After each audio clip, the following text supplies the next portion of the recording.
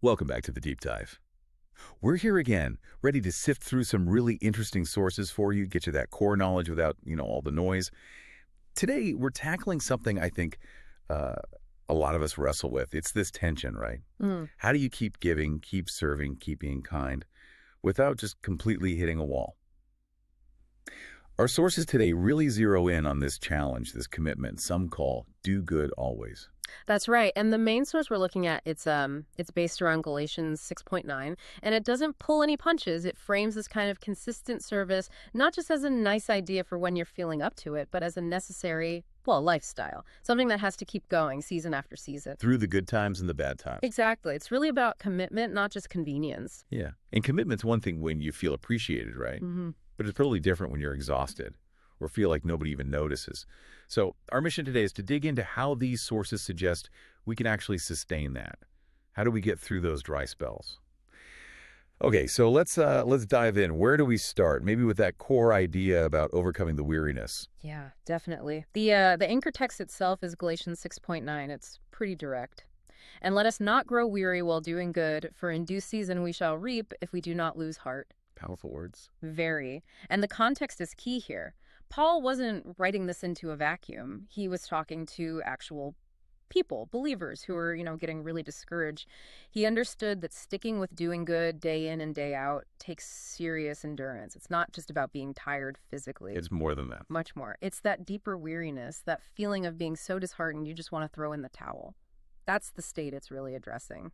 Okay, so the source material clarifies weary isn't just fatigue. It's discouragement so bad you're tempted to quit.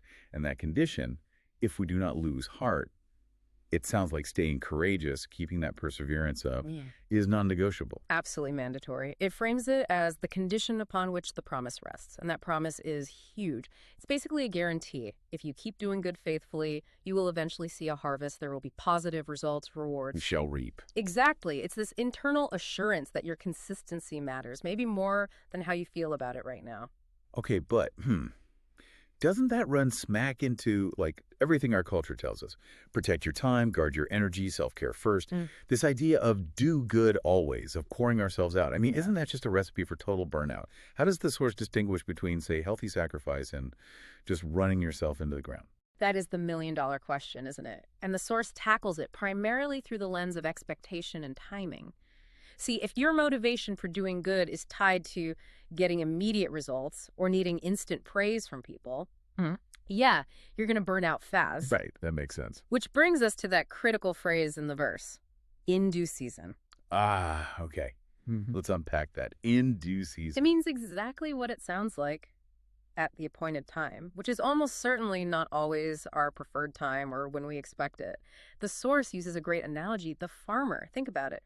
A farmer plants seeds in the spring. Right. They can't dig them up every day demanding growth, can they? They have to wait, sometimes months. They trust the process, the seasons, not their own impatience. So it's like we need to stop constantly checking for results. Hmm. Focus on the act of planting, the doing good part, and just trust that the harvest is, well, guaranteed later. Precisely. It shifts the focus from controlling the outcome to faithfulness in the process. That itself is a huge defense against the anxiety of needing instant feedback. Okay. But what about the other killer? Yeah. Feeling unappreciated. When you do the work, you plant the seed, and it feels like crickets. Nobody notices, nobody cares. Yeah, that's maybe the toughest part.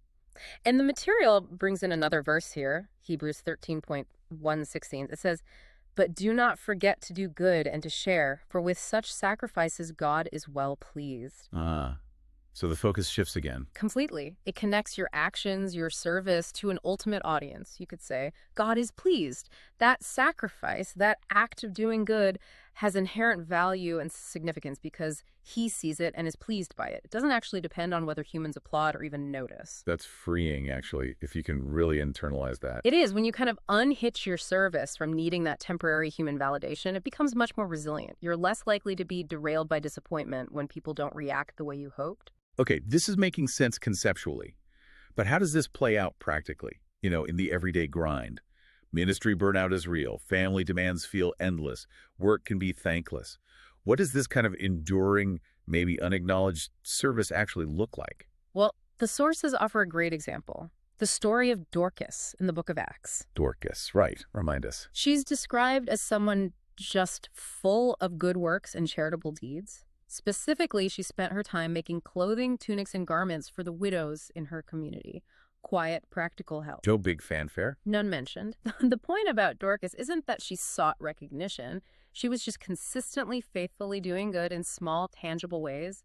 And the impact. When she died, the whole community was heartbroken. All the widows she'd helped were there, showing the clothes she made.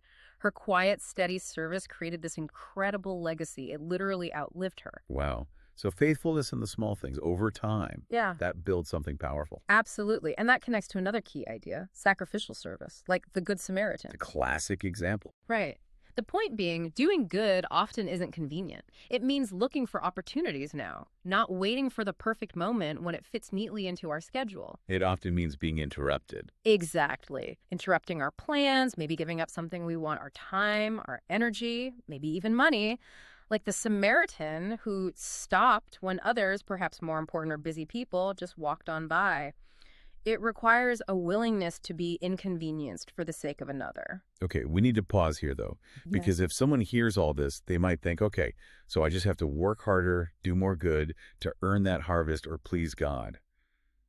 But surely that leads right back to performance pressure and burnout, doesn't it? If the motivation isn't right. That is such a critical distinction, and the source material is very careful here. It explicitly says this isn't about earning salvation or favor through works. Good. It points to another verse, Ephesians 2:10, which basically says that believers are God's handiwork, created for good works, which God prepared in advance for us to do. Created for them, not saved by them. Precisely. So the service, the doing good, should flow naturally from gratitude for what's already been given. It's an overflow, not a striving. Ah, okay. That changes the dynamic completely. It does. If you serve to try and earn something, you're operating out of a sense of lack, of scarcity. And the minute the effort feels too high for the reward you think you should get, boom, resentment, burnout. But if it comes from gratitude, from abundance, then it's sustainable. It's a natural response. Yeah. That's really the core preventative for bitterness setting in when you feel tired or unappreciated. So let's bring this home for the listener. Yeah. What's the big takeaway here? I think it boils down to a perspective shift.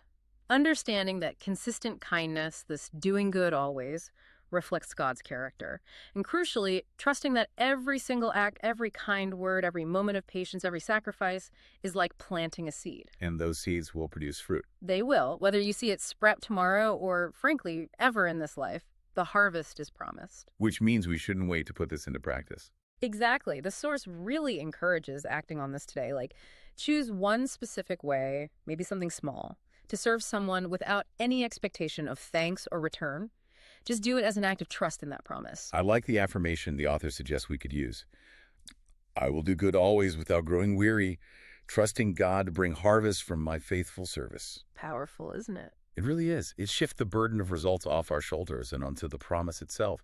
That feels manageable. It frees you up. And connecting that to the bigger picture, this whole framework is about endurance. It's about sticking with it even when you're tired, even when you feel unseen, even when there's zero immediate payoff. That commitment is the lifestyle. That's the defining characteristic, yes. You know, that final thought in the source material really struck me. The idea that the harvest might be way bigger than we think. That God might multiply our small efforts. Like the time you spent listening to someone struggling or that extra bit of patience, it might touch lives you never even know about. The author says maybe not until heaven. It gives it an eternal perspective. It really does. Which leads to maybe a final question for you, the listener, to chew on. If you took that challenge today, did one specific kind thing without expecting anything back, how would Britty, really trusting in that unseen future reward, change your motivation compared to, say, hoping for a thank you right now? It's a different fuel source entirely. Completely. And think about the impact. That kind of quiet, persistent endurance in service. Yeah. It becomes a powerful testimony in itself, doesn't it? It really does. It shows your effort isn't based on fleeting circumstances, but on a deeper certainty. And that resilience, that faithfulness, it can be incredibly encouraging for others who are also feeling weary. It helps everyone keep going. Trusting the harvest will come. In due season.